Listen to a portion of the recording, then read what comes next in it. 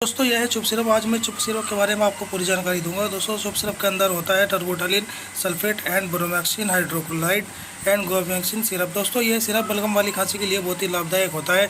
और दोस्तों जिसको फेफड़ों में एलर्जी हो जाती है, इन्फेक्शन हो जाता है, दोस्तों उसमें खांसी उठती है, तो दोस्तों इसमें भी बहुत अच्छा काम करता है। और दोस्तों इसकी एमआरपी की बात करूँ तो इसकी एमआरपी 63 रुपये होती है। और मैं दोस्तों आपको इसको सुबह शाम एक ढक्कन लेना होता है, गर्म पानी के साथ लेना होता है। दोस्तों ज़्यादा खांसी होने पर आप इसको 3 टाइम भी ले सकते हैं। दोस्तों इसी तरह की वीडियो देखने के लिए हमारे चैनल को सब्सक्राइब जरूर करें।